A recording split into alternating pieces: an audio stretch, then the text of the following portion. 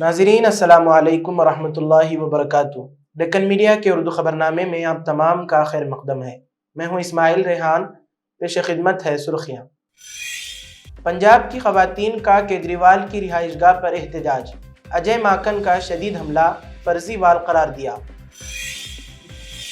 ज़कात centre India का beneficiary support event कामयाबी के साथ मुकम्मल। बांग्लादेशी हिंदुओं को भारत आने की तरगीब न दी जाए, हिमंता बिस्वा शर्मा का हैरत अंगेज मौक़िफ़। तारक रामा राव को एसीबी की नोटिस, 6 जनवरी को पूछताछ के लिए हाजिर होने की दी हिदायत। और अब पेश है खबरें तफसील से। 4 जनवरी 2025 ज़कात सेंटर इंडिया ने आज एक शानदार बेनिफिशरी सपोर्ट इवेंट का इनेकाद किया, जिसका मकसद ज़कात के जरिए पसमानदा तबकात की जिंदगियों में बेहतरी लाना था। ये event media plus auditorium gun foundry Hyderabad में मुनक़िद हुआ। ज़कात सेंटर इंडिया के जिम्मेदार सैयद तनवीरुल हक ने इस मौके पर कहा, हम एक मुनसिफाना मुआशरे की तश्कील के लिए कोशां हैं और इस इवेंट का मकसद हमारे अज़्म को मज़ीद तक़वियत देना है। हम सब मिलकर वसाइल और हमदर्दी के जरिए पसमानदा तबकात की जिंदगियों में बेहतरी ला सकते हैं। उन्होंने मजीद कहा कि ज़कात सेंटर इंडिया की मुख्तलिफ स्कीमें जैसे तालीम की कफालत, सेहत की सहूलतें, रोजगार की तरबियत और मुस्तहिक खानदानों के लिए माली मदद इस मकसद के हुसूल में अहम किरदार अदा कर रही हैं।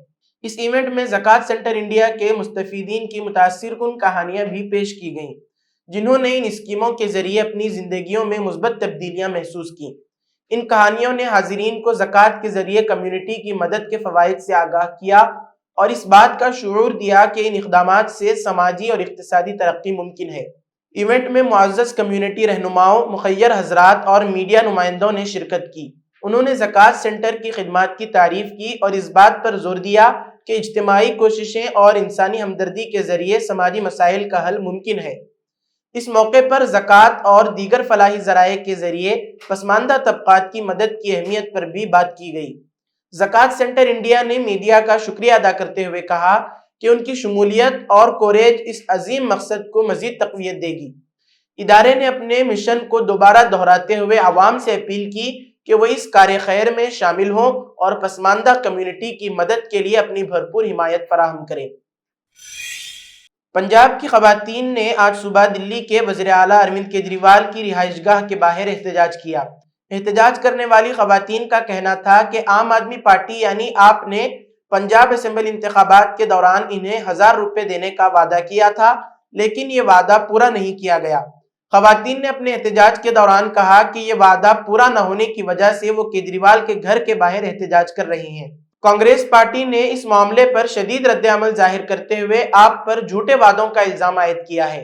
पंजाब कांग्रेस के सदर अमरिंदर सिंह राजा वाडंग ने एक प्रेस कॉन्फ्रेंस में कहा कि ये एहतजाज पंजाब में आप हुकूमत के वादों की तकमील न होने की वजह से हो रहा है।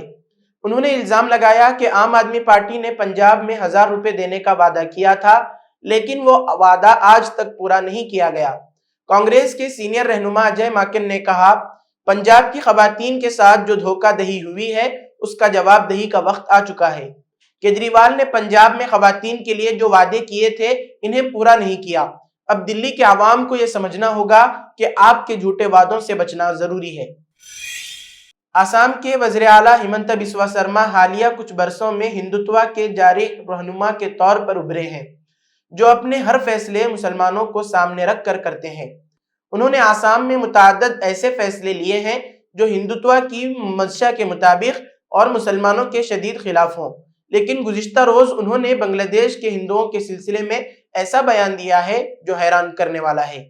डंके की चोट पर एनआरसी नाफिज करने वाले हिमंता बिस्वा शर्मा ने गुज़िश्ता रोज चारशंबे को कहा कि बांग्लादेश के हिंदुओं को अपना मुल्क छोड़कर हिंदुस्तान आने की तरगीब नहीं दी जानी चाहिए।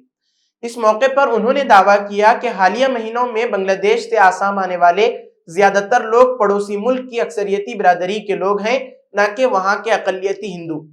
मीडिया रिपोर्टों के मुताबिक उन्होंने दावा किया कि जो लोग गैर कानूनी तौर पर हिंदुस्तान में दाखिल हो रहे हैं वो मुस्लिम अक्सरियती बांग्लादेश से ताल्लुक रखने वाले टेक्सटाइल इंडस्ट्री के कारकुन हैं, जो वहां के बहरान के बाद खराब हालात में हैं और वो इसी शोबे में शामिल होने के लिए तमिलनाडु जाना चाहते हैं।